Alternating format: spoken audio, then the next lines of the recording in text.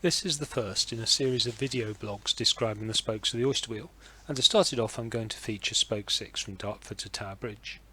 I will look at the route, highlight any challenges and describe the sights along the way. To link it together I'm using the Ordnance Survey's fly-through capability, which provides an overview of the route from the air. Spoke 6 essentially uses National Cycle Network Route 1 to travel between Dartford and Greenwich, where the foot tunnel crosses the river. It then heads past Millwall Docks and Canary Wharf before joining Route 13, which takes it to Tower Bridge. It is 38 kilometres long and has negligible ascent. Under wheel it is largely tarmac, except for the initial section around Crayford Ness. Roads are generally minor, although a small number of more major ones have to be navigated in Dartford and Erith. Overall, it's about 3 hours of cycling plus time for stops. Dartford has historically been at a traffic crossroads, where the Roman east-west route of Wapping Street forded over the north-south river Darrant, hence the derivation of its name from Darrant Ford.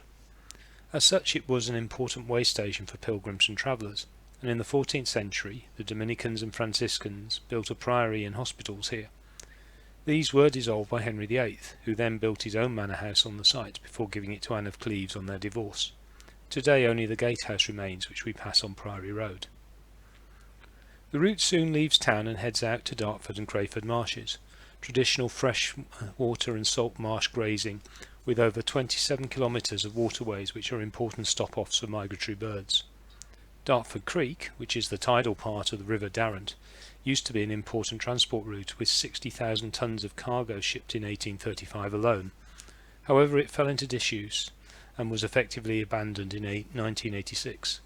Restoration efforts have now begun to open it back to leisure traffic by removing much of the 2 metres of mud that had built up since that time. After 6 kilometres, the route heads around Crayford Ness as a narrow, rough gravel track, but we are soon rewarded with views over the Thames estuary, of the Queen Elizabeth Bridge, and eventually of Erith Yacht Club. Behind that is Erith Pier, London's longest at 360 metres.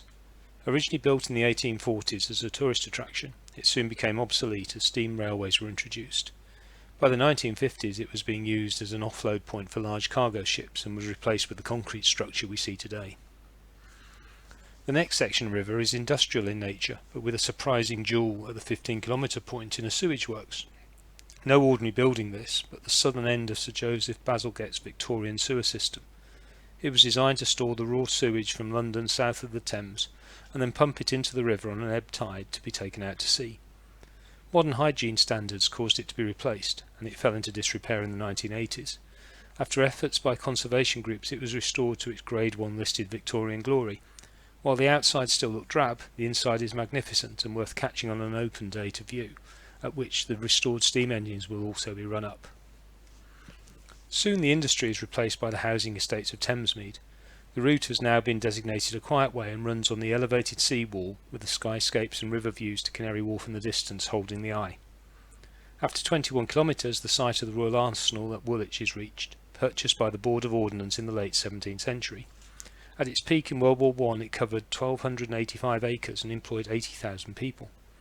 Much of the site was storage depots, but there were manufacturing capabilities for ammunition, artillery pieces and gun carriages, as well as proving ranges for new guns.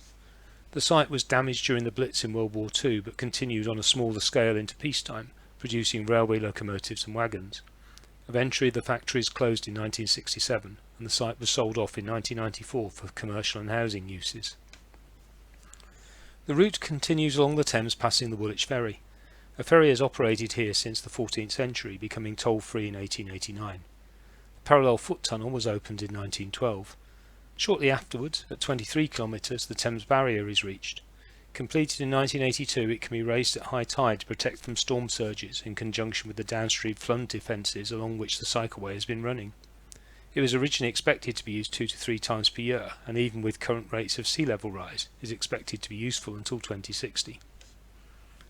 Beyond the barrier is another area of industrial wharves before the Greenwich Peninsula is reached. The route follows the riverbank past modern housing developments, under the Emirates airline cable car, and then at the 26-kilometre mark past the O2 Arena. This was constructed originally as the Millennium Dome exhibition space, but after disappointing attendances was repurposed in 2007 into one of the world's biggest indoor music arenas, as well as hosting sporting events such as the 2012 Olympics and ATP World Tennis Finals. Beyond here there are still waterside developments taking shape, however the Riverside path is now open all the way to Greenwich. The initial approach into the town is past a number of historic and busy public houses, as well as the Trinity Hospital, a group of almshouses built in 1613, which are the oldest surviving buildings in the town centre. At the 30-kilometre mark, the route reaches the grounds of the old Royal Naval College, designed by Christopher Wren in 1692 as the Royal Hospital for Seamen, with views up to the Royal Observatory on the hill above. These buildings replaced the earlier Royal Palace, which Henry VIII and Elizabeth I had been born in, but which fell into disrepair during the English Civil War.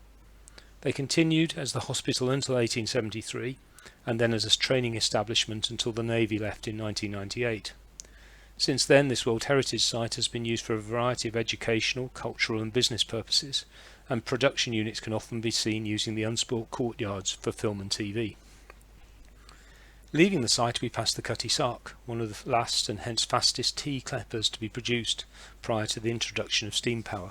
She held the record for transport from Australia to Britain for 10 years and is now a museum.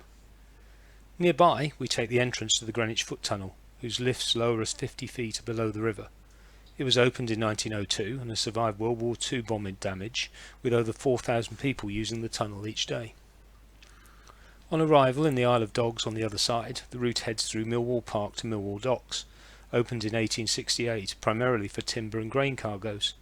Traffic declined through the 1960s as it moved downstream to Tilbury, and they were closed in 1981. The land around it and West India Docks to the north was repurposed to business use and became the commercial district of Canary Wharf. Heading onwards to join Route 13, we enter Wapping, which existed as a distinct maritime community until squeezed out by the docks and associated warehouses that were built in the 19th century. The district was devastated by World War II bombing, and the subsequent closure of the docks ensured it remained derelict until redevelopment in the 1980s.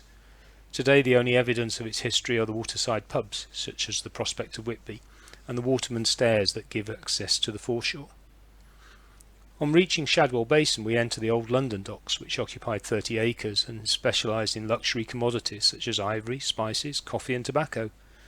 When the docks closed, they were filled in and became housing and commercial properties, although the old dock wall can still be seen alongside the southern edge of the canal just before it comes out into Hermitage Basin. The route then skirts around the edge of the final dock, St Catherine, built by Thomas Telford in 1827, but which was a commercial failure due to its smaller size. It is now private housing and restaurants together with a thriving marina. Route 13 then finishes at the base of Tower Bridge, opposite the entrance to the Tower of London, and here the tour ends. I hope you've enjoyed this cross-section through the maritime history of the Thames. I have produced this guide with the aim of raising money for pancreatic cancer, so if you've liked the route, then please consider donating to my Just Giving page. Thank you.